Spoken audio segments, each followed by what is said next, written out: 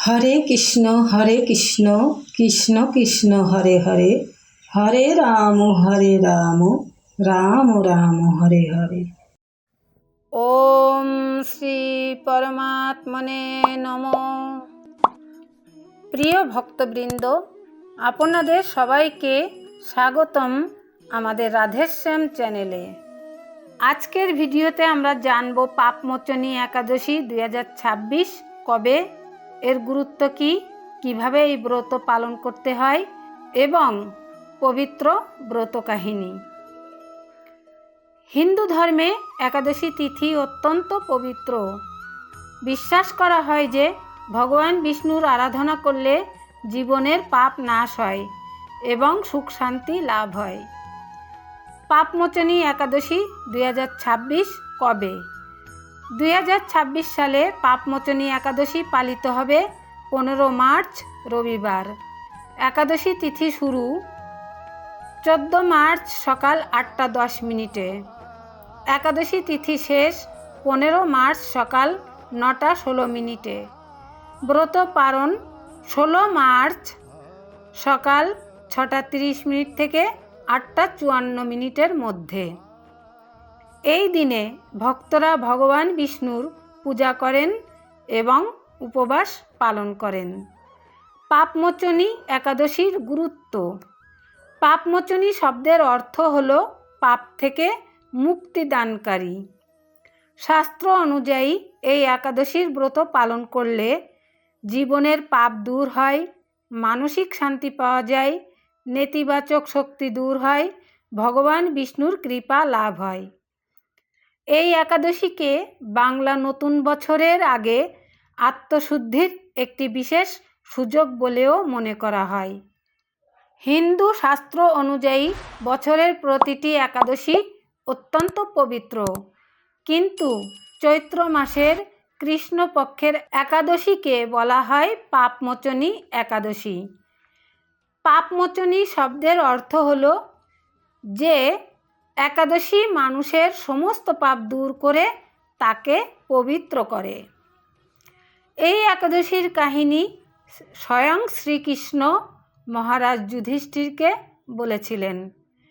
একদিন মহারাজ যুধিষ্ঠির ভগবান শ্রীকৃষ্ণকে জিজ্ঞাসা করলেন, হে ভগবান, চৈত্র মাসের কৃষ্ণপক্ষের একাদশীর নাম কি?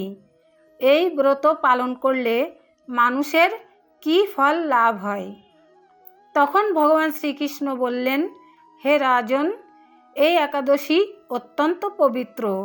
এই ব্রতের কাহিনী শুনলে এবং পালন করলে মানুষের সমস্ত পাপ দূর হয়। তারপর শ্রীকৃষ্ণ একটি প্রাচীন কাহিনী বলতে শুরু করলেন। প্রাচীনকালে এক পবিত্র অরণ্যে মেধাবী নামের এক মহান ঋষি বাস করতেন। তিনি ছিলেন অত্যন্ত তপস্বী এবং কঠোর ব্রহ্মচর্য পালন করতেন। ঋষি মেধাবী দিনরাত ভগবানের ধ্যান ও তপস্যায় নিমগ্ন থাকতেন। তার তপস্যার শক্তি এতই প্রবল ছিল যে দেবলোক পর্যন্ত তার প্রভাব পৌঁছাতে শুরু করেছিল।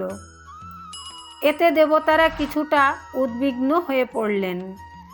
তখন দেবলোকের এক সুন্দরী অপ্সরা মঞ্জু ঘোষাকে পাঠানো হলো ঋষি মেধাবীর তপস্যা ভঙ্গ করার জন্য। মঞ্জু ঘোষা অত্যন্ত সুন্দরী এবং সুরেলা কণ্ঠের অধিকারী ছিলেন। তিনি ঋষির আশ্রমের কাছে এসে গান গাইতে শুরু করলেন। তার মধুর গান এবং অপরূপ সৌন্দর্যে ঋষি মেধাবীর মন ধীরে ধীরে আকৃষ্ট হয়ে পড়ল। শেষ পর্যন্ত তিনি তার তপস্যা ভুলে মঞ্জু ঘোষার প্রেমে মগ্ন হয়ে গেলেন। তারা দীর্ঘ সময় একসাথে কাটাতে লাগলেন, কিন্তু ঋষি বুঝতেই পারেননি যে বহু বছর কেটে গেছে।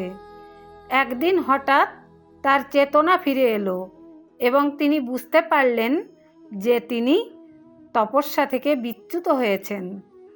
এতে তিনি খুবই দুঃখিত ও ক্রুদ্ধ হলেন। ক্রোধের বশে তিনি মঞ্জু ঘোষাকে অভিশাপ দিলেন। তিনি বললেন, তুমি আমাকে তপস্যা থেকে বিচ্যুত করেছ, তাই তুমি এখন থেকে এক ভয়ঙ্কর পিশাচিতে পরিণত হবে।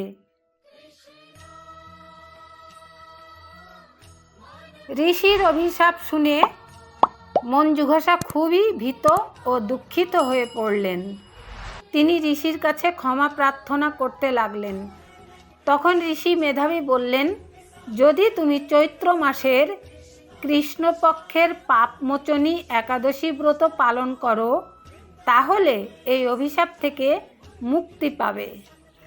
এরপর মঞ্জু ঘোষা সেই একাদশী ব্রত পালন করলেন। ব্রতের পবিত্র প্রভাবে তিনি অভিশাপ থেকে মুক্ত হয়ে আবার স্বর্গলোকে ফিরে গেলেন। ঋষি মেধাবীও নিজের ভুলের জন্য অনুতপ্ত হলেন। তিনি তার পিতা ঋষি চ্যবনের কাছে গিয়ে সব ঘটনা জানালেন। তখন ঋষি চ্যবন তাকে বললেন, তুমি যদি পাপমোচনী একাদশীর ব্রত পালন করো, তাহলে তোমার সমস্ত পাপ দূর হবে। ঋষি মেধাবী সেই ব্রত পালন করলেন এবং পুনরায় পবিত্র হয়ে তপস্যায় সিদ্ধি লাভ করলেন। এই কারণেই এই একাদশীকে বলা হয় পাপমোচনী একাদশী।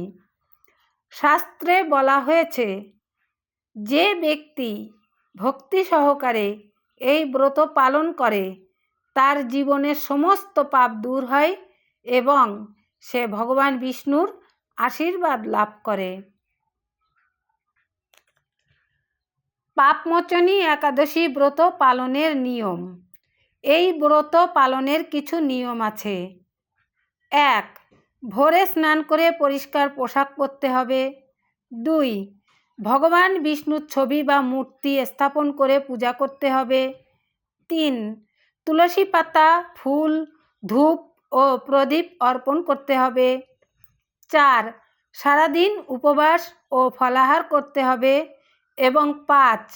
রাতে ভগবান বিষ্ণুর নাম জপ ও ভজন করা শুভ। পরের দিন দ্বাদশীতে ব্রতভঙ্গ করতে হয়। ব্রত পালনের ফল। শাস্ত্র অনুযায়ী এই ব্রত পালন করলে পাপ থেকে মুক্তি পাওয়া যায়, জীবনে সুখ ও সমৃদ্ধি আসে, ভগবান বিষ্ণুর আশীর্বাদ লাভ হয়, জন্ম মৃত্যুর বন্ধন থেকেও মুক্তি লাভ করা যায়। প্রিয় ভক্তবৃন্দ, এই ছিল পাপমোচনী একাদশী 2026 তারিখ, ব্রতকাহিনী ও পূজাবিধি। ভিডিওটি ভালো লাগলে লাইক করবেন, শেয়ার করবেন, চ্যানেলটি সাবস্ক্রাইব করবেন। ওম শ্রী পরমাত্মনে নমঃ।